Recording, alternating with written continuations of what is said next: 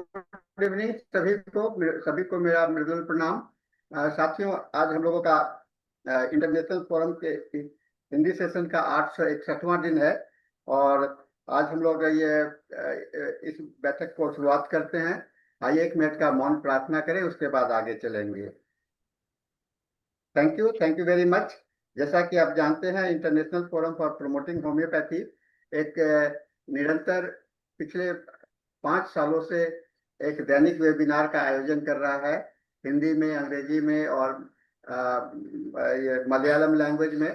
तो इसी क्रम में आज हिंदी का जो ये पहला सत्र है, मैंने उसके बाद में अंग्रेजी होता है, उसके बाद में हिंदी होता है, ये और अंग्रेजी होता है, उसके बाद मलयालम होता है। तो आज के इस बैठक में हम लोग के साथ में उपस्थित हैं डॉक्टर सोमा शर्मा, जो कि सीनियर रिसर्च फेलो हैं CCRH के, और एक्स कंसल्टेंट फिजिशियन हैं दिल्ली यूनिवर्सिटी वुमेन्स एसोसिएशन के। और ये प्रैक्टिशनर्स ऑफ क्लासिकल होम्योपैथी रही हैं पिछले 12 साल से, और इनका काफी अच्छा का अनुभव है। इसके पहले भी हम लोग इस सेशन में शायद आ चुकी हैं। आज इनका विषय जो है इनका विषय है case reporting indicating the adverse effect of Covid vaccine. आप सभी जानते हैं कोविड वैक्सीन के ऊपर में काफी चर्चा होता रहा है, और कोविड वैक्सीन का दुष्प्रभाव और स्वयं कोविड पीड़ित रोगियों के प्रति भी काफी विवाद रहा है। और इसका उन्होंने कुछ केस रिपोर्ट अध्ययन किया है, और जो हम लोग के साथ में शेयर करेंगे। तो मैं सोमा जी का स्वागत करता हूं इस बैठक में। आप सोमा जी कृपया अपना लेक्चर शुरू कीजिए। You can start your session madam. सुनाई दे रहा है सबको? आज डॉक्टर नेहा कक्कर थोड़ा सा अस्वस्थ हैं, उनके बच्चे का स्वास्थ्य खराब नहीं है, इसलिए वो आज नहीं ज्वाइन कर पाई हैं, तो ये मैं आपको इंट्रोड्यूस किया। Am I audible? या यू आर ऑडिबल। So थोड़ा just one सा वॉइस को थोड़ा और लाउड कीजिए। अच्छा। सब लोगों को नमस्ते। तो आज का हम जो वैक्सीन के बारे में बात करेंगे, लेकिन उससे पहले हम वैक्सीन क्यों यूज हुई थी। तो दिस कोविड वैक्सीन तो एक बहुत ही छोटा एस्पेक्ट है।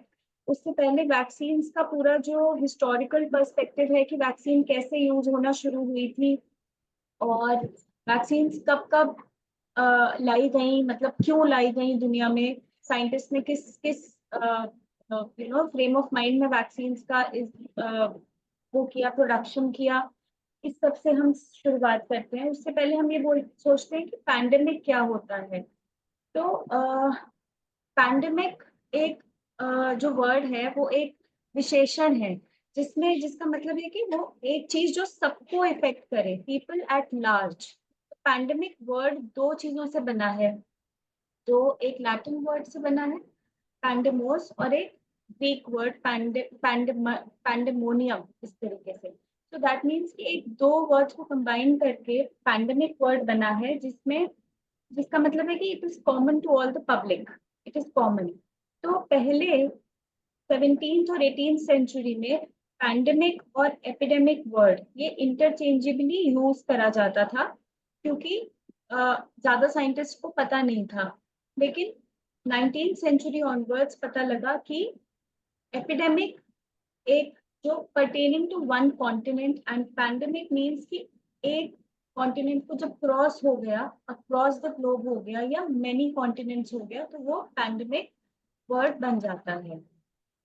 अब पैंडेमिक्स इतना क्यों होते आए हैं? क्या ये रिसेंटली शुरू हुए हैं कि स्वाइन फ्लू हुआ या कोविड हुआ? नहीं, इनका बिफोर क्राइस्ट BC से 431 BC में फर्स्ट जो रिकॉर्डिंग रही है, जो लिटरेचर में मिलता है, वो तब से दे आर कॉमन। तो पैंडेमिक्स मेनली इंक्रीज क्यों हो रहे हैं? क्योंकि animal to human contact increase हुआ है। जो जूनोटिक माइक्रो ऑर्गेनिजम्स हैं, उनका environment due to global warming काफी डिस्टर्ब रहा है। देन क्लाइमेट चेंज की वजह से ह्यूमन टू एनिमल कॉन्टैक्ट, जैसे मैंने आपको बताया। फिर ओवर द इयर्स जो एंटी माइक्रोबियल रेजिस्टेंस है वो इंक्रीज हुई है। देन जो माइक्रो ऑर्गेनिजम्स हैं उनको as a potential biological weapon जो यूज करा जा रहा है, फॉर एग्जांपल एंथ्रेक्स हो गया या सच काइंड्स। तो इस सब चीजों की वजह से पैंडेमिक्स बढ़ रहे हैं। तो जो फर्स्ट रिकॉर्डेड पैंडेमिक है वो एथीनियन प्लेग है, जो कि 430 बीसी में हुआ था, रिकॉर्डेड में। देन केम दी एंटोनाइन प्लेग, जो कि 165 टू 180 एडी के आसपास हुआ था। फिर जस्टिनियन प्लेग आया, एंड उसके बाद जो सबसे काफी भयंकर जो आया, that came in 1346 AD to 1353 AD.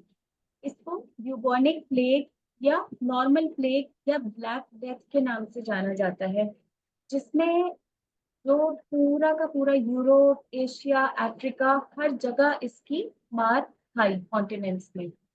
और ये इतना फेटल पैंडेमिक था कि इसमें around 200 million death toll record करा गया है लिटरेचर में।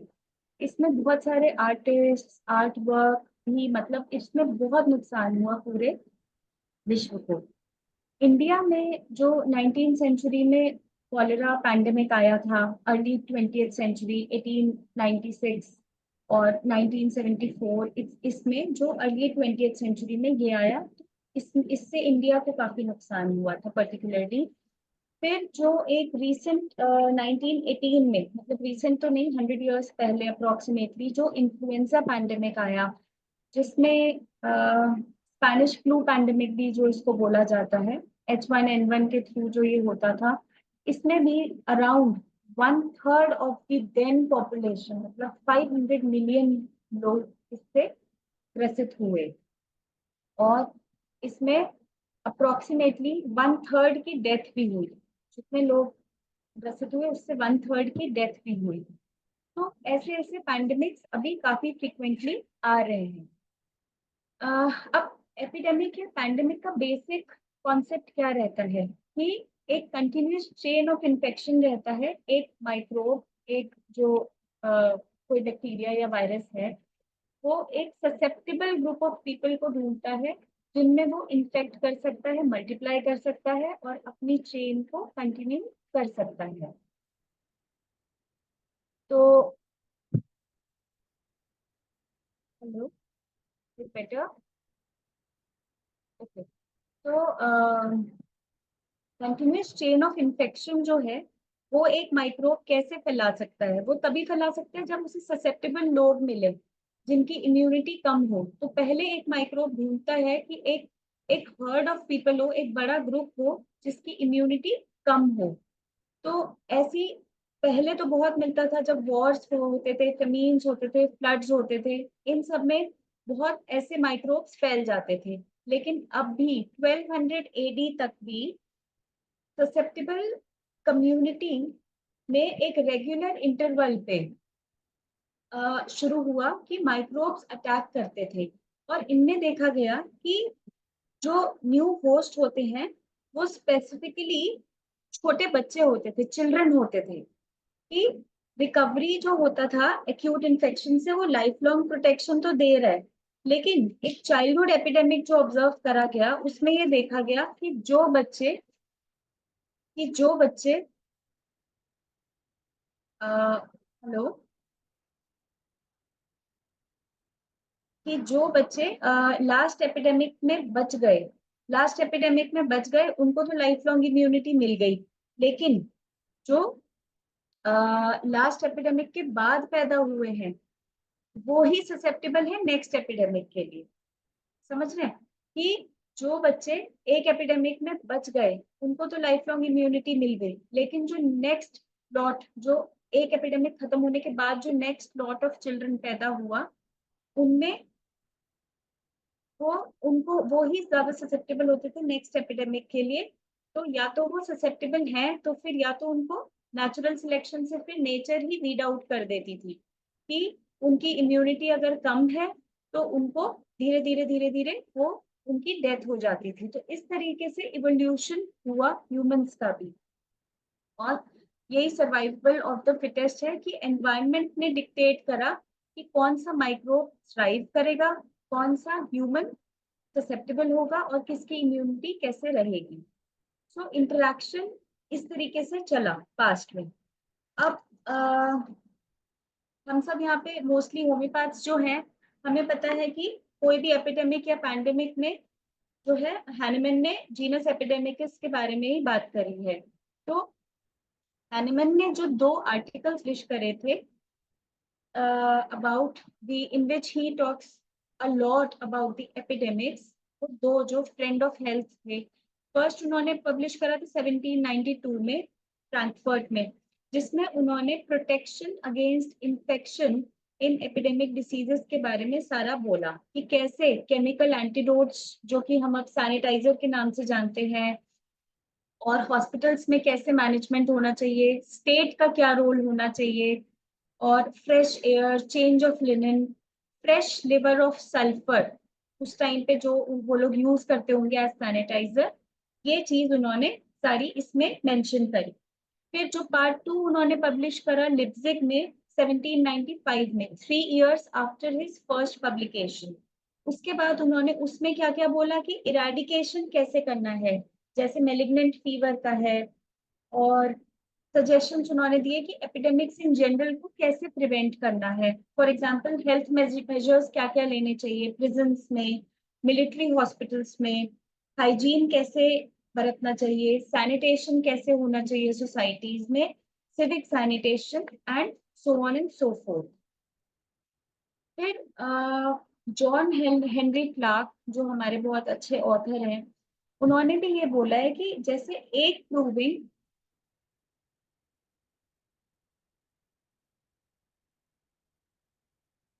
Hello am I audible? जी मैडम, आपकी आवाज आ रही है, कंटिन्यू करिए। ठीक है। तो जैसे कि एक प्रूविंग सिर्फ एक पार्शियल आइडिया देती है, जो होम्योपैथी का बेस प्रिंसिपल है, proving on healthy organisms, healthy humans. तो जैसे एक प्रूविंग एक सिर्फ पार्शियल आइडिया देती है, ऐसे ही जीनस एपिडेमिकस फाइंड आउट करने के लिए मल्टीपल लोगों की जरूरत है, उनके सारे सिम्टम्स को कंबाइन करके ही we can reach to a genus epidemicus. तो जैसे कि उन्होंने बैक्टीरिया का यूज बताया इन्फ्लुएंजा एपिडेमिक्स के लिए उस टाइम पर। सो doctrine of genus epidemicus, he writes this, the doctrine of genus epidemicus has saved a vast amount of trouble. जैसे so this was about epidemics, pandemics, epidemics. अब हम बात करते हैं शुरू की वैक्सीनेशन का। हम सबको पता है कि Edward Jenner was the father of vaccination. Do we all agree? No, he was not. Edward Jenner अपना जो उन्होंने 1796 में जो वैक्सीन डेवलप करी थी, उससे पहले, बहुत पहले भी 7th सेंचुरी एडी में, ये एक बुक से मैं आपको एक कोट कर रही हूँ कि एक इंडियन बुद्धिस्ट थे, कुछ एक group of people Indian Buddhist थे, उन्होंने स्नेक वेनम पी लिया, इसलिए कि उनको स्नेक बाइट से मतलब एक एंटीडोट हो जाए और वो मरे नहीं। तो ये सबसे पहले का जो लिटरेचर में मिला है वो। सेकेंडली 1774 में एक इंग्लैंड में एक कैटल ब्रीडर था जिसका नाम था बेंजामिन जेस्टी। तो he is actually the man जिन्होंने सबसे पहले वैक्सीनेशन शुरू करा। कैसे? वो कैटल ब्रीडर थे, उन्होंने ये चीज ऑब्जर्व करी काफी साल कि जो उनकी कम्युनिटी है उसमें स्मॉल पॉक्स नहीं हो रहा है, बिकॉज वो काउपॉक्स से बेसिकली स्मॉल पॉक्स की वैक्सीन, काउपॉक्स से स्मॉल पॉक्स का नहीं होता है, मतलब अगर काउपॉक्स हो जाता है तो एक इम्यूनिटी बन जाती है जिससे काफी much more virulent small pox is prevented. तो उन्होंने अपनी वाइफ और 2 बच्चों को इनोक्यूलेट करा काउपॉक्स वायरस से, ताकि उनको स्मॉल पॉक्स एपिडेमिक ना हो। तो this I am talking about 1774। तो उन्होंने देखा, बेंजामिन जेस्टी का यही प्रिंसिपल था कि जो लोकल डेयरी मेड्स हैं उनकी इम्यूनिटी स्मॉल पॉक्स पे प्रायर इन्फेक्शन, अगर उनको काउपॉक्स से है तो उनको नहीं हो रहा है स्मॉल पॉक्स का। तो he is the real vaccination, मतलब real person who started with vaccination, the concept of vaccination, which later Louis Pasteur used. अब वैक्सीन है क्या कि एक एटेन्यूएटेड विरुलेंट इन्फेक्शन को धीरे धीरे डेवलप करना, जिससे जिससे एक एपिडेमिक में या पैंडेमिक में लोग बचाए जा सकें, राइट। अब जो जेनर का यूज था एनिमल पॉक्स वायरस को, उन्होंने भी यही करा कि एनिमल पॉक्स वायरस का यूज करके स्मॉल पॉक्स से प्रिवेंट करा, है ना। तो उन्होंने देखा कि जेनर ने इम्यूनाइजेशन और eventual eradication of small pox में काफी उनका एक रोल रहा है, लेकिन उन्होंने देखा कि काउपॉक्स का थोड़ा सा वायरस उन्होंने एक चाइल्ड में दिया इम्यून रिस्पॉन्स बनाने के लिए 1796 में। So this is I am talking when he was making the vaccine. तो उन्होंने इसको 24 और लोगों में भी 24 और लोगों में भी उन्होंने इसको इनोक्यूलेट करा और देखा कि सबके सब स्मॉल पॉक्स से बच गए, है ना। उन्होंने 1797 में अपना ये एक्सपेरिमेंट रॉयल सोसाइटी, जो ब्रिटिश सोसाइटी थी, उसको प्रेजेंट करा, बट उनको रिजेक्शन मिला कि the scientist did not approve. But here is a catch, 1810 तक जेनर को पता चल चुका था कि स्मॉल पॉक्स से लाइफ लॉन्ग इम्यूनिटी इन लोगों को भी नहीं मिली, right. So just 13 years later he realized कि स्मॉल पॉक्स से लाइफ टाइम इम्यूनिटी नहीं मिल रही है इस इनोकुलेशन के बाद भी। ओके, सो इसके बाद 1853 में जो फर्स्ट टाइम कंपल्सरी वैक्सीनेशन हुआ वो ब्रिटिशर्स ने स्टार्ट करा। उन्होंने बोला कि स्मॉल पॉक्स वैक्सीन को बर्थ से लेकर 3 महीने के बच्चों तक अनिवार्य कर देना चाहिए। ये वर्ल्ड का पहला कंपल्सरी वैक्सीनेशन था जो कि, और इसने बहुत राइट्स क्रिएट करे, इसने बहुत अपरोर क्रिएट करा, लोग काफी इस फैसले से गुस्सा भी थे। अब हम सोचते हैं कि कोविड में जैसे लोगों का काफी एक दो राय रही है कि वैक्सीन लें या ना लें, गवर्नमेंट ने करा है मैंडेट, लेकिन एक्चुअली लेना चाहिए कि नहीं लेना चाहिए। सो ये वाले जो सारे सोच है ये बहुत पहले से आ रही है। तो एंटी वैक्सीनेशन प्रोग्राम्स, जैसे मैंने भी आपको 1853 का बताया, ऐसे ही 1870s 1880s में भी काफी strong anti vaccine programmes world में हुए हैं। क्या क्या हुए हैं मैं आपको 3 मेन बताऊंगी। एक, पोलियो वैक्सीन 1955 में जो आ रही थी, उसके बैचेस जो पब्लिक को डिस्ट्रीब्यूट भी हो गए, उसमें एक्टिव पोलियो वायरस पाया गया। ये इंडिया की बात नहीं है, अब्रॉड की बात है।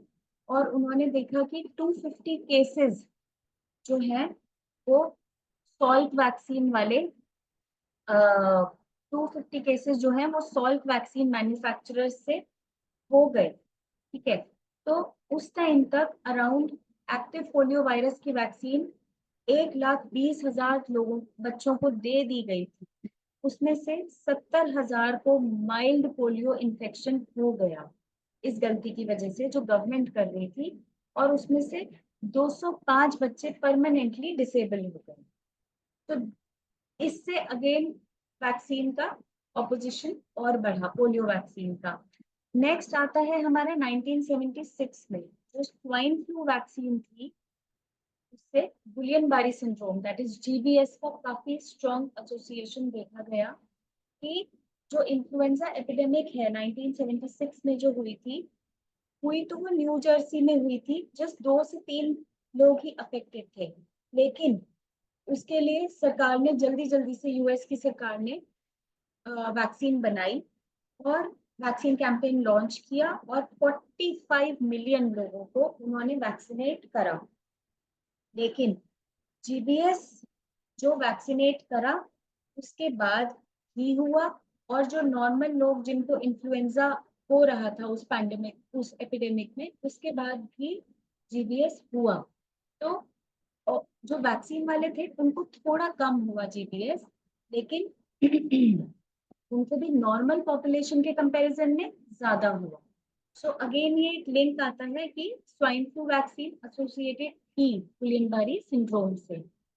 तो थर्ड आता है एक थायोमर्सल कंट्रोवर्सी। थायोमर्सल एक कंपाउंड होता है जिसमें मर्करी होता है, और ये कंपाउंड ऑटिज्म, जो काफी डिबेटेबल टॉपिक है कि वैक्सीन ऑटिज्म से रिलेटेड है बच्चों में कि नहीं, वो इस कंपाउंड से एसोसिएट करा बहुत सारे साइंटिस्ट ने कि ये एक एज अ प्रिजर्वेटिव यूज होता था कुछ कंट्रीज में जिसमें मर्करी होता था। तो सीरियस इश्यूज जो इसमें 1970s में आने लगे, और ये सारी चाइल्डहुड वैक्सीन से इस थायोमर्सल को रिमूव कर दिया गया 2001 तक। लेकिन 30 इयर्स लगे, 30 साल लगे इस थायोमर्सल को एक्टिव वैक्सीन से रिमूव, मतलब वैक्सीन से एक्टिवली रिमूव करने के लिए, स्पेशली चिल्ड्रन वैक्सीन। लेकिन अभी भी वो फ्लू वैक्सीन में पाया जाता है। तो अब जो वैक्सीन का, अब हम आते हैं डायरेक्टली कोविड पर, कि जो कोविड वैक्सीन थी वो अप्रोक्सीमेटली 344 वैक्सीन प्रोडक्ट्स मार्केट में आए, साइंटिस्ट ने बनाए अलग अलग देशों के अलग अलग पार्ट्स में।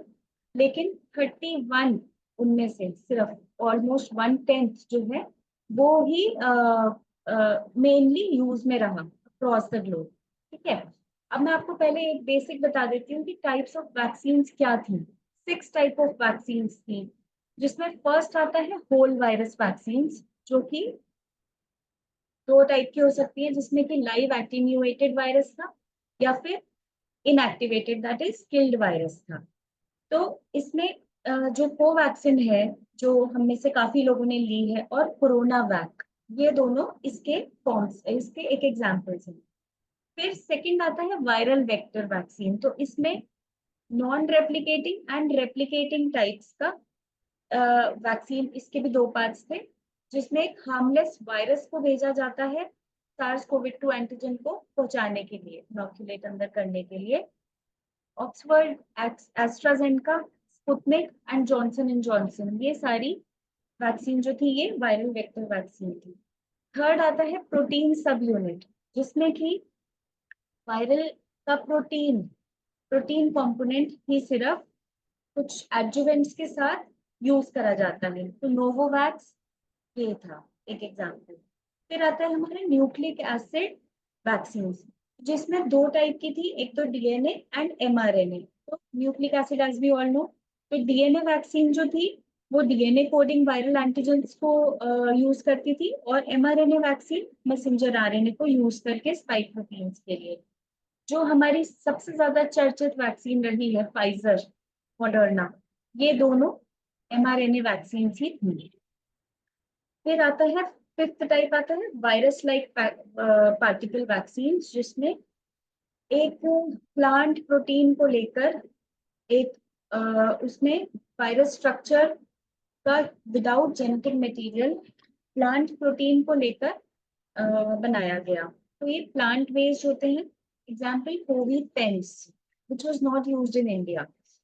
फिर 6 आता है हमारा लाइव एटीन्यूएटेड वैक्सीन। तो इसमें वीकेंड लाइव वायरस को यूज करा गया, जैसे कि हिस्टोरिकली यूज होता जा रहा है कि एक वायरस को वीक करके एटीन्यूएट करके वैक्सीन में यूज करा जाता है। ये वाली ही ज्यादातर ट्रायल्स में रही है, काफी ज्यादा। कोवीवैक, जो कि ये सीरम इंस्टीट्यूट ऑफ इंडिया ने बनाई थी। तो ये 6 तरीके की बेसिक वैक्सीन होती है।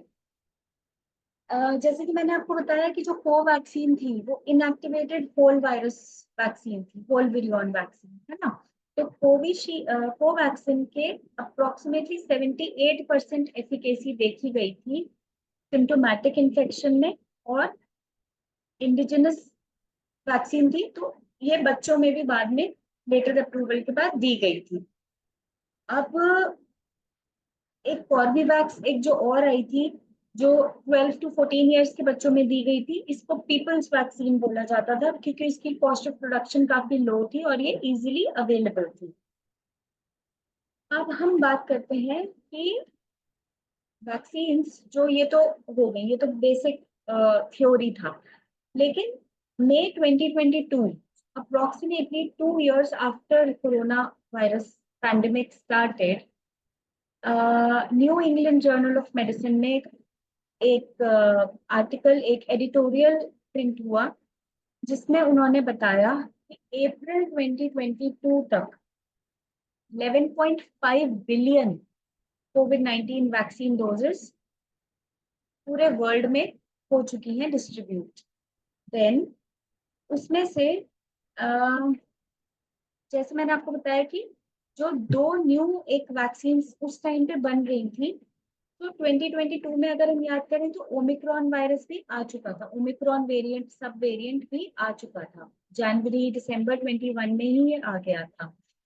तो 2 न्यू वैक्सीन बन रही थी उस टाइम पे न्यू टेक्नोलॉजी से, जिसमें, लेकिन वो दोनों भी तब तक बन गई थी जब तक ओमिक्रॉन वेरिएंट आया था।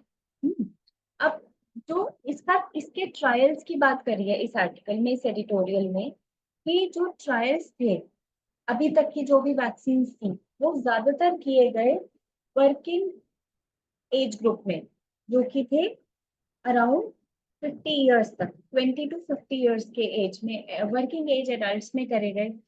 ओल्डर पर्सन के लिए कोई डेटा नहीं, इम्यूनो कॉम्प्रोमाइज्ड के लिए उसकी वैक्सीन एफिकेसी का कोई डेटा नहीं, प्रेग्नेंट वुमेन के लिए कोई डेटा नहीं। तो ये 3 मेजर ग्रुप्स। और अगर हमें याद हो तो WHO ने सबसे पहले ओल्डर एडल्ट्स को ही, अबव 60, अबव 70 को ही सबसे पहले वैक्सीनेट करवाने का प्रस्ताव दिया था, और वही वैक्सीनेशन ड्राइव वैसे ही शुरू हुई थी। तो इस आर्टिकल में साफ साफ लिखा है कि जो भी वैक्सीन अभी तक हुई है यूज, उनमें इन तीनों ग्रुप्स में, older adults, pregnant women and immuno compromised के लिए, उन पे ट्रायल्स ही नहीं हुए हैं, तो हमें उनकी एफिकेसी का कोई अनुमान नहीं है, राइट। अब जो फर्स्ट कोविड वैक्सीन, और इसमें ये भी साफ साफ लिखा है कि first COVID-19 vaccines used during pandemic may not be the best long-term solution. The next generation will have to be broader epitope coverage vaccines, ताकि क्रॉस इम्यूनिटी आए कोविड वेरिएंट्स के खिलाफ, लॉन्गर ड्यूरेशन रहे प्रोटेक्शन के लिए, और timely manner में उनको अपडेट करा जा सके, ताकि जो भी न्यू वेरिएंट्स आए उसके लिए अपडेट जल्दी से करा जा सके। फाइनली लास्ट में ये लास्ट पैराग्राफ लिखते हैं कि currently available vaccination, I am reminding you once again, this was April 2022, जब तक मेजर वैक्सीनेशन ड्राइव हो चुकी थी, उसके लिए ये आर्टिकल लिखता है कि करेंटली अवेलेबल वैक्सीन, जो अभी वैक्सीन अवेलेबल हैं, वो सिर्फ एक मॉडेस्टली इफेक्टिव है, मतलब उनका रोल बहुत कम है किस चीज में, माइल्ड इन्फेक्शन एंड ट्रांसमिशन में। अगेन, जब माइक्रोब को एक ससेप्टेबल इंडिविजुअल मिल रहा है, ट्रांसमिशन चेन उसकी चलती रहेगी, वैक्सीन का ट्रांसमिशन में कोई रोल नहीं था, और माइल्ड इन्फेक्शन में भी कोई रोल नहीं था।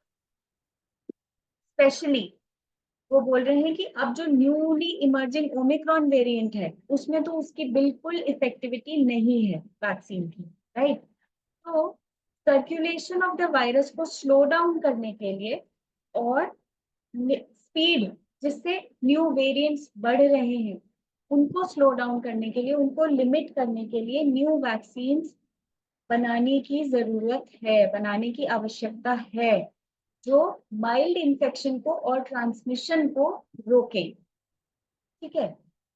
अब एक डॉक्टर अमिताभ बैनर्जी जो हैं, ये एक एपिडेमियोलॉजिस्ट हैं, DY Patil institute of Pune.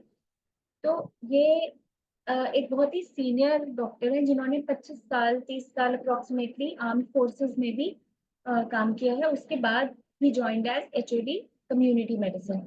इनके काफी अच्छे व्यूज रहे हैं वैक्सीन को लेकर। तो इनका बेसिक पॉइंट ये था कि वैक्सीन हेजिटेंसी जो टर्म WHO ने बनाया था उससे लोगों को बहुत ज्यादा टैबू करा जा रहा था, लोगों को शेमलेस बोला जा रहा था कि मास मतलब वो शेम कर रहे थे उनको बाकी लोग, या ब्लेमिंग गेम चल रहा था कि तुमने वैक्सीन नहीं ली, you are not a responsible citizen, और स्टिग्मेटाइज कर रहे थे। तो वो चीज इन्होंने स्ट्रिक्टली कंडेम करी अपने सारे आर्टिकल्स में, अपनी सारी टॉक्स में, डॉक्टर अमिताभ बैनर्जी ने। ठीक है, इन्होंने ये इनकी एक बुक है जिन्होंने जो है इसका टाइटल है कोविड-19 पैंडेमिक अ थर्ड आई।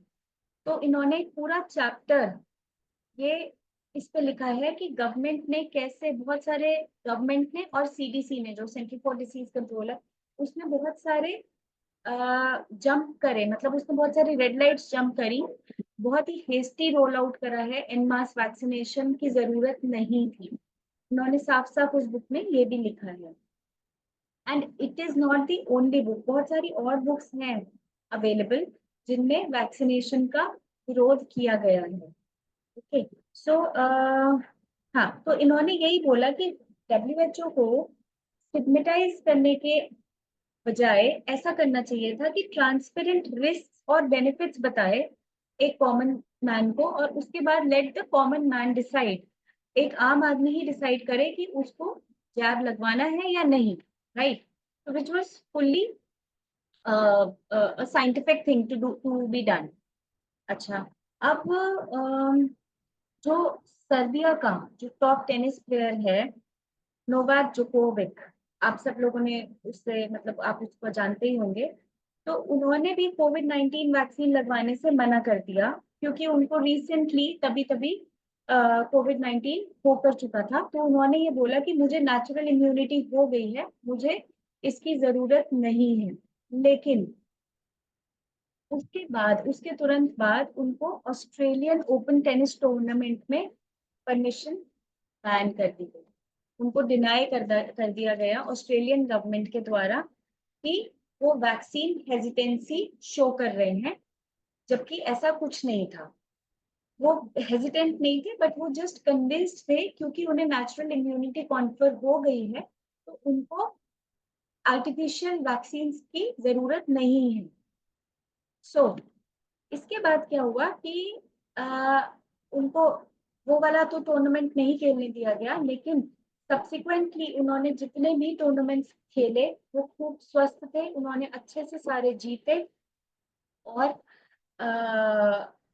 लेकिन उसके थोड़े टाइम बाद ही कोविड-19 के केसेस और डेथ्स ऑस्ट्रेलिया में, जैसे ही उन्होंने पूरा मास रोल आउट वैक्सीनेशन का करा, खूब ज्यादा बढ़ गए।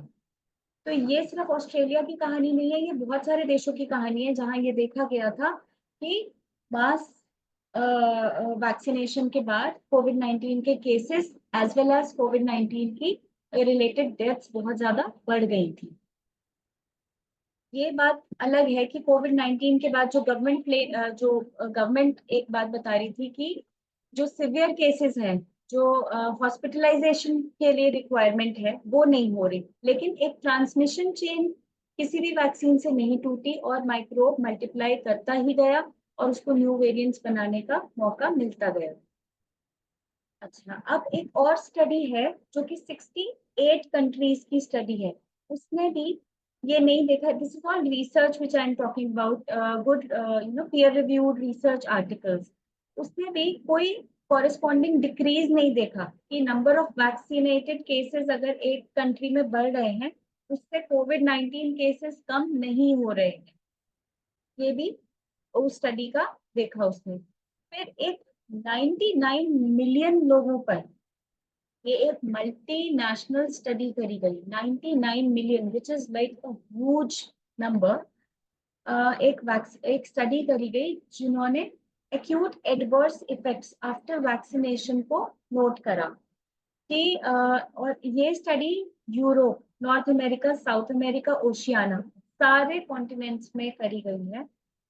और इन्होंने एक safety platform for emergency action ये एक फॉर्मुलेट करा 2020 में, ठीक है।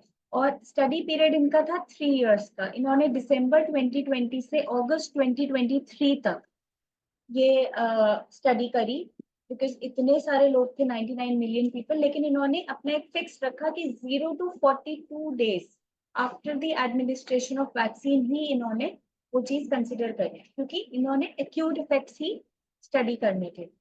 तो उन्होंने उसमें भी सब डिविजन करा कि 0 to 7 days, 8 to 21 days, so on and so forth, and 0 to 42 days। तो इन्होंने ये देखा कि जो अच्छा, इन्होंने इसमें भी they included all the vaccines available, जो inactivated viral vaccines थी, nucleic acid vaccines, everything protein based, सारी जो मैंने आपको पहले थोड़ी सी बताई थी, सारी इन्होंने वैक्सीन टाइप्स भी इंक्लूड करे। और इन्होंने एज ग्रुप रखा था 20 इयर्स से 59 इयर्स तक का healthy adult, I mean adults, ठीक है। तो इन्होंने देखा कि स्टेटिस्टिकली सिग्निफिकेंट इन्होंने जो देखा वो 4 चीजें थी। पहला GBS, गुइलेन बैरे सिंड्रोम, जो कि within first 42 days of the first dose of most vaccines develop हुआ। फिर transverse myelitis, Bell's palsy, febrile seizures and generalised seizures. तो न्यूरोलॉजिकली ये था, ठीक है, ये 4 थे। उसके बाद इन्होंने देखा कि हिमेटोलॉजिक, ब्लड सिस्टम में क्या क्या इफेक्ट हो रहा था।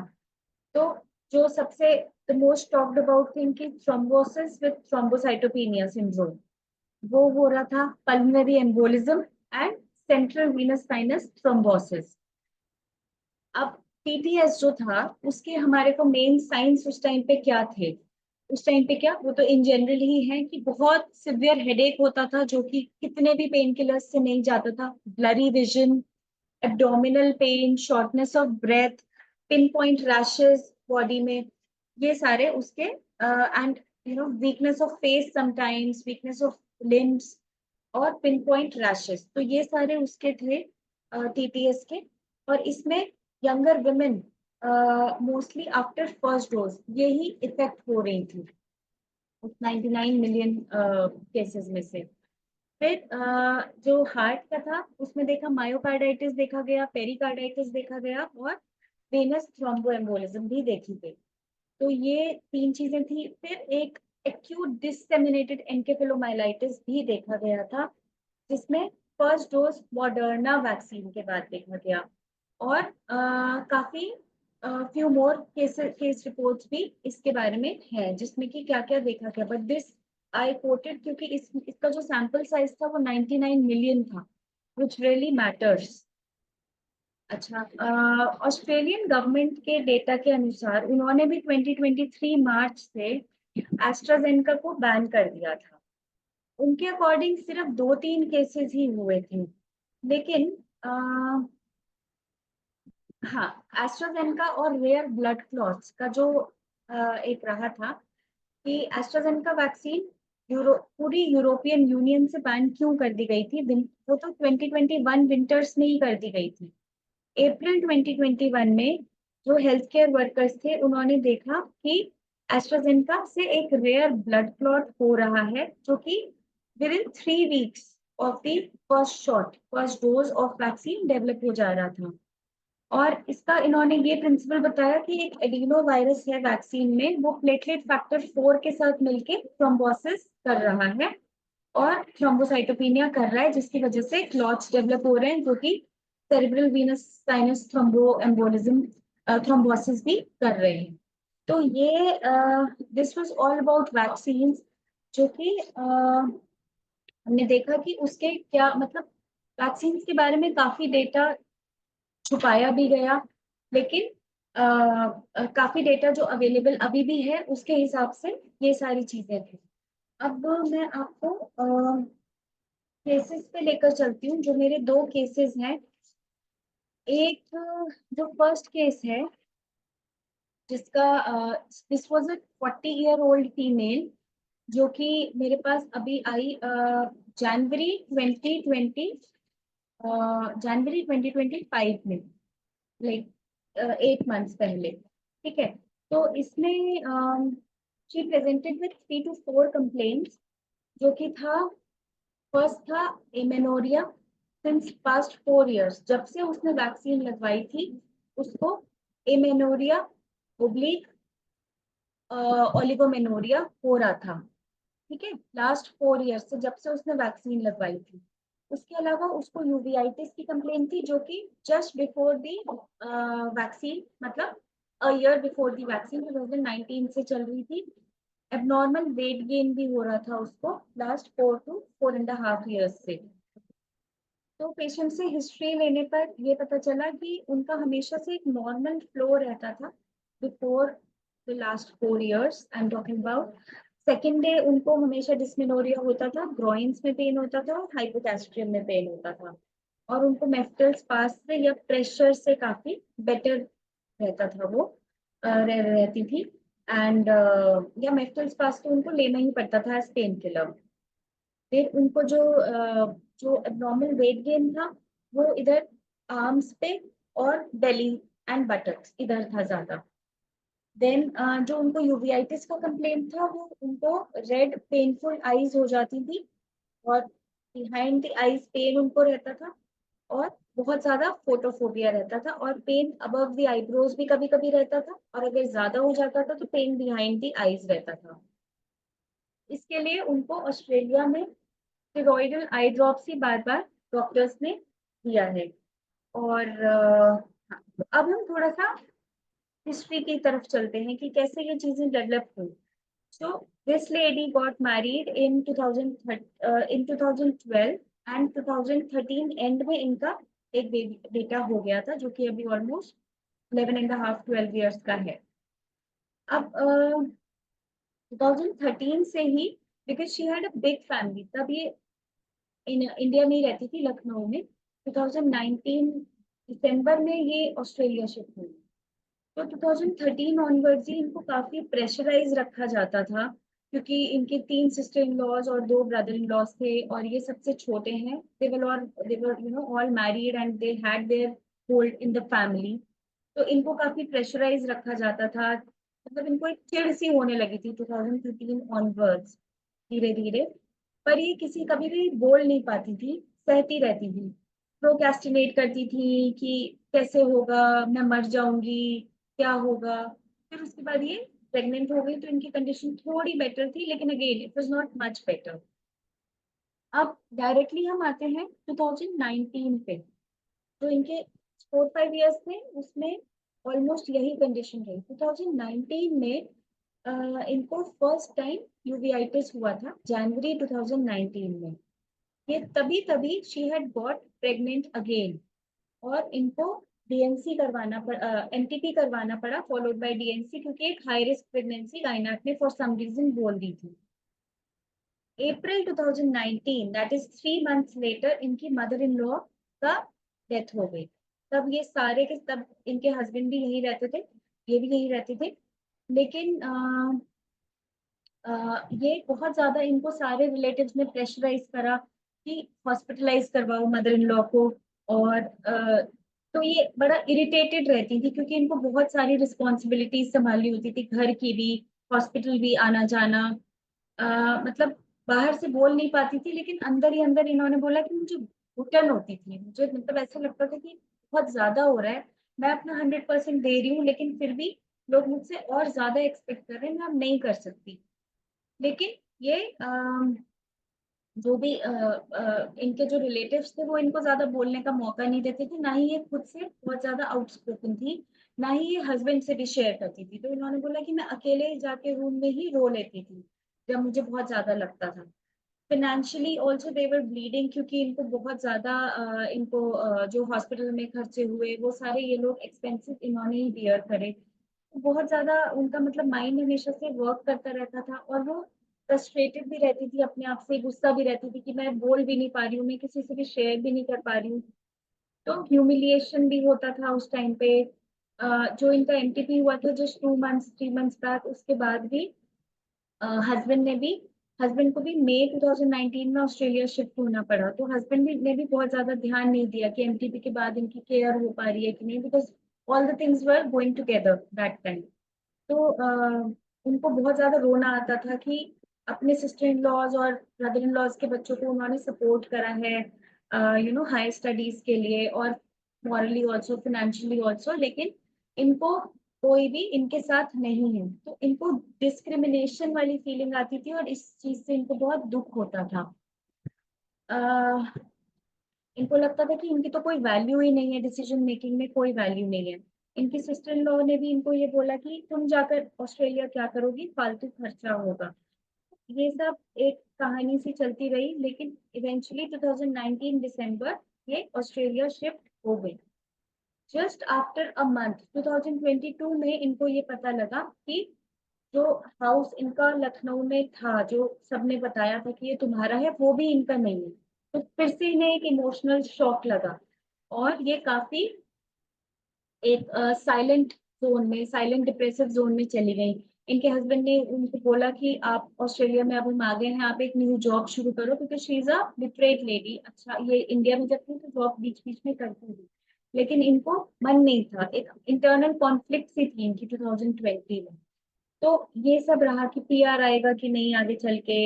हाउस एक लेना था ऑस्ट्रेलिया में, लेकिन प्लानिंग करी, लेकिन हस्बैंड ने भी ज्यादा सपोर्ट नहीं करा, तो फिर अभी तक इन लोगों ने भी हाउस नहीं लिया है। तो बहुत ज्यादा घबराहट रहा, एप्रीहेंशन रहा फ्यूचर को लेकर। अब हम इनके जनरलिटीज पे आए तो ये हंगर टॉलरेट कर सकती हैं, एपेटाइट जो है इनका, और फिक्स टाइम नहीं है वहां पर ऑस्ट्रेलिया में इनका खाने पीने का, और इनको नॉर्मल टेम्परेचर पे ही चाहिए, वार्म या हॉट नहीं चाहिए। थर्स्ट, चाहे ये वहां रहे चाहे यहाँ रहे, इनका 3 ग्लास से ज्यादा नहीं होता है डेली। डिजायर्स में इनका खट्टा इनको बहुत पसंद है और कर्ड बहुत पसंद है। और अब जब से सिडनी गई है ये, तो इनको कॉफी अच्छी लगती है, but just once a day she takes coffee, once a day she takes tea. Aversion उनको 3 साल से केक और एग का हो गया है। फोरहेड और एक्जिला में इनको स्वेटिंग होता है। टेनिंग नहीं है, no it is not offensive also.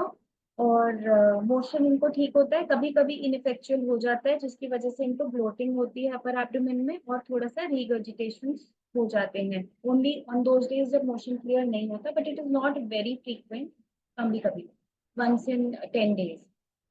Sleep ये लेफ्ट साइड सोती है, little light, she can not tolerate dark, and dream she doesn't remember. Thermally ये चिली है। तो इन सब चीजों को देखते हुए मैंने इनको सबसे पहले इग्नेशिया 1M की सिंगल डोज दी थी जनवरी में, और फरवरी मार्च कुछ भी नहीं हुआ। उसके बाद देयर वाज नथिंग, मतलब यूवीआइटिस का भी कोई एपिसोड नहीं हुआ जो पहले बीच बीच में हो रहे थे। Like twice a year, thrice a year ये ले ही रही थी स्टेरॉयडल ड्रॉप्स ऑस्ट्रेलिया में। तो मिड फरवरी, हाँ, मार्च फर्स्ट वीक में इनको थोड़ा सा स्पॉटिंग हुआ जो कि 1 डे तक चला, so which was a good sign. So I waited for 2 more months, लेकिन फिर 2 more months she did not have any bleeding, any sign of periods. उसके बाद मैंने इनको वैक्सीनाइनम LM1 स्टार्ट करा, और अभी इनका वैक्सीनाइनम LM3 चल रहा है। उसके बाद से मतलब जनवरी ऑनवर्ड्स ही इनके कोई भी यूवीआइटिस के एपिसोड्स तो नहीं हुए, और अभी मई में फिर से वैक्सीनाइनम LM3 जब शुरू हुआ है तब इनको ये पीरियड 2 दिन के लिए आए। उसके बाद इनको जून में भी पीरियड 2 दिन के लिए आए। जुलाई में इनका स्किप हुआ है। So this is the latest thing. अभी वो 2025 में ही इंडिया आई थी, लखनऊ आई थी, तो I will share the report also with you. इनके अल्ट्रासाउंड में कुछ भी नहीं है। ये इन्होंने बताया कि पहले भी जब इन्होंने ऑस्ट्रेलिया में अल्ट्रासाउंड कराया, या अपने मतलब टीवीएस ही इस बार मैंने करवाया था, दैट इज ऑल क्लियर। और उन्होंने जो पहले भी ऑस्ट्रेलिया में भी करवाती आती थी वो भी क्लियर था, तो इनको पता ही नहीं था, इनको कोई अर्ली मेनोपॉज का फैमिली हिस्ट्री नहीं था कि, but it was all related to vaccine only. मतलब इनका क्लियर कट इंडिकेशन था कि वैक्सीन जब लगवाया है उसी के नेक्स्ट मंथ से इनको ओलिगोमेनोरिया शुरू हुआ, 3 3 महीने में होना, और उसके बाद gradually amenorrhea, within a year amenorrhea हो गया था। सो इसके लिए मैंने ये 4 5 जो इनका बाकी भी था कि she was of mild disposition, amenorrhoea from grief, मतलब सप्रेस्ड मेंसेस फ्रॉम ग्रीफ के इग्नेशिया में आता है, और desire sour and acids, and ailments from disappointments and internal conflicts. तो but since she was quite keen कि मुझे एक पीरियड आना चाहिए, तो फिर मैंने वैक्सीनाइनम का यूजेज स्टार्ट कर दिया था 2.5-3 महीना वेट करके. So this was it. Now the second case, which is very short, वो ये था कि this is a 20-year-old male and ये मेरे पास ये भी मेरे पास अप्रोक्सीमेटली दिसंबर लास्ट ईयर आया. इसने भी यही कंप्लेन करी कि उसको सिर्फ लेफ्ट साइड पे विटिलिगो हो गया है, अपर लिप एंड लिप, और विटिलिगो उसको सडनली डेवलप हुआ with in 3 weeks of Covid vaccine. ये भी उसके पेरेंट्स ने एज वेल एज उसने कोरोबोरेट करा कि हाँ with in 3 weeks of Covid vaccine उसको ये विटिलिगो का प्रॉब्लम शुरू हो गया. उसमें कोई इचिंग नहीं था, कुछ नहीं है, इट्स नॉर्मल. वो अभी I show you the picture also. तो और इसको अननेचुरल फटीग भी शुरू हो गया था अराउंड. तो इसको ये मतलब मेरे पास दिसंबर 2024 में आया है, तो इसको अप्रोक्सीमेटली 3 साल से ये सारी प्रॉब्लम शुरू हुई थी जब से इसने वैक्सीनेट करवाया था कोविड वैक्सीन. एंड इसको अननेचुरल फटीग भी तब से रहने लगा. तो इसने बीच बीच मेरे पास आने से पहले भी इसने बहुत सारे अपने ब्लड टेस्ट करवाए which were all fine. Vitamin B12 D3 सारे के सारे सही थे. एंड उस टाइम पे क्लास 11th में था. तो इसने मतलब इसका 11th-12th में अबव एवरेज स्टूडेंट रहा था, अच्छे मार्क्स आए, और अभी ये करेंटली CA कर रहा है. CA इंटरमीडिएट इसका जस्ट अभी क्लियर हुआ था. तो इसका एपेटाइट नॉर्मल था. इसका स्पाइसी और कॉफी का डिजायर था ट्वाइस अ डे, पर इसकी स्लीप भी रेस्टलेस थी लास्ट 2.5 ईयर्स से. तो ये बोलता था कि ज्यादा मैं पढ़ाई करता हूँ फिर थोड़ा कॉफी पीता हूँ, इसलिए ही कुड रिलेट की स्लीप भी थोड़ी डिस्टर्ब्ड है, रेस्टलेस है. ये बाय जनरल नेचर जो इसका था थोड़ा इरिटेबल रहता था, अपने तरीके से चीजें चाहता था. तो पानी का प्यास was fine like 2 litres per day. Dreams इसको एरोप्लेन के आते थे कि उसमें बैठा है और काफी ज्यादा टर्बुलेंस हो रही है. ज्यादा एक्सरसाइज नहीं करता है, और इसका एक मेन पास्ट हिस्ट्री में रहा कि इसको लास्ट ईयर मई 2024 में इसका अम्बिलिकल हर्निया का ऑपरेशन हुआ था. तो इसको मैंने यही वैक्सीनाइनम LM1 से ही शुरू करा. एंड अभी इसकी वैक्सीनाइनम LM9 चल रही है and he has improved a bit. अब मैं आप लोगों को ये विटिलिगो का इसका बिफोर एंड आफ्टर का पिक्चर है. अभी इसका पूरा ठीक नहीं हुआ है, बट इसके काफी स्किन कलर आ गया है अराउंड 80%. ये ज्यादा जूम आई थिंक. ये देखिए, ये ऊपर जो है इसका ये वाला पूरा पार्ट इसने मुस्टैच भी इसीलिए करा है. जो इसके मुस्टैच के हेयर आ रहे हैं वो भी सारे सारे इस साइड व्हाइट आ रहे हैं, उस साइड नॉर्मल है लेफ्ट साइड, और यहाँ तक ये वाला पूरा पार्ट है. और अब नीचे का हम जब कंपेयर करें तो इसका यहाँ पे ये वाला पार्ट, अभी मुस्टैच के हेयर अभी भी व्हाइट है, लेकिन जो इसका ये वाला पार्ट है दिस हैज इम्प्रूव्ड. देन एक जो ये ज्योति का जो मैंने इस पेशेंट इसकी ट्रांसवेजाइनल जो अल्ट्रासाउंड है नॉर्मल स्कैन ही दिखा है. This was you know this was in this thing only. अभी जून जुलाई का ही है, तो नॉर्मल स्कैन ही है. पहले भी नॉर्मल ही था. There is a short clip by Dr. K.K. Agarwal also. You must be knowing about him that he passed away during COVID. ये भी यही बोल रहे हैं. It's just 30 seconds clip कि कोविड वैक्सीन से जो डी डाइमर बढ़ रहा है और थ्रोम्बोसिस हो रहा है. सो इज जस्ट लाइक ऐसा नहीं है कि सिर्फ होम्योपैथ्स बोल रहे थे, एलोपैथ्स ने भी ये बात कबूल करी थी. जैसे मैंने आपको डॉक्टर अमिताभ बैनर्जी का भी बताया. सो इनका भी एक क्लिप है. If you want I can share it with you. अभी it is not playing and इस टाइम भी ओवर होने वाला है. Think I will end my discussion now. Thank you sir. ये आपका जो प्रेजेंटेशन है काफी महत्वपूर्ण है, और आपने हिस्ट्री के साथ में कोविड का जो दिया है ये बहुत ही रिमार्केबल है, और केस रिपोर्ट्स भी आपने बताया है. तो ये रिसर्च का एक अच्छा पहलू है जो हम लोगों को ध्यान में देना चाहिए. हालांकि जैसे मैंने शुरू में ही कहा था, ये कोविड से संबंधित जो वैक्सीन है इस पर बड़ा कंट्रोवर्शियल रिमार्क्स आ रहे हैं. और मैंने भी देखा हूँ कि मेरे पास में भी जो रोगी आते हैं और जो कोविड के इंजेक्शन ले चुके हैं या जिनको कोविड हो चुका है, तो उनके कंडीशन जो है तो क्रॉनिक बन जाते हैं, परसिस्टेंट हो जाते हैं, और उसको ठीक करने के लिए हमें अलग से अपनी व्यवस्था उसको करना पड़ेगा। तो उसको जब तक हम लोग उसको समावेश करके हम लोग उसको नहीं चलते हैं, तब तक लिए आपको समझ में नहीं, लोगों को समझ में नहीं आएगा। जब कोविड का जो साइड इफेक्ट्स है, इसको लेकर के केवल साइड इफेक्ट्स को उसके रिप्रेजेंटेशंस के माध्यम से, सिम्टम्स के माध्यम से ही हम लोग देख सकते हैं। जैसे रिपोर्टरी में एक रूब्रिक्स है, कन्वल्शन से एलिमेंट्स ये आफ्टर, है ना, तो वहां पर एक बहुत जनरलाइज्ड व्यू आ जाता है। फिर आपका पर्टिकुलर कंडीशन, मैं तो देख रहा हूँ कि बहुत सारे लोगों को केवल लंग्स में ही इन्फेक्शन नहीं होता है, बहुत सारे डिफरेंट एरिया में भी मैं देख रहा हूँ जहाँ पर कि वो पहले से पीड़ित है, वो तो डिफरेंट एरिया भी उसमें कवर करता है। ये बड़ा गंभीर विषय है, और मुझे लगता है कि इस पर चर्चा होनी चाहिए। और काफी लोग इस फोरम पर, कई एक लोगों ने इस पर रिमार्क दिया गया है, और कई एक जगह पर मैंने भी इसको पढ़ा हूँ। लेकिन बड़ा दिक्कत हो जाता है इसको बिना एविडेंस के, बिना डाटा के, जो हम लोग के पास में अभाव है। अगर इसको एविडेंस बेस्ड बनाया जाए कि ऐसा था पेशेंट को, ऐसा हो गया, तो ये हम लोगों के लिए एक महत्वपूर्ण संदेश बन सकता है, और लोगों को आई ओपनिंग का काम कर सकता है।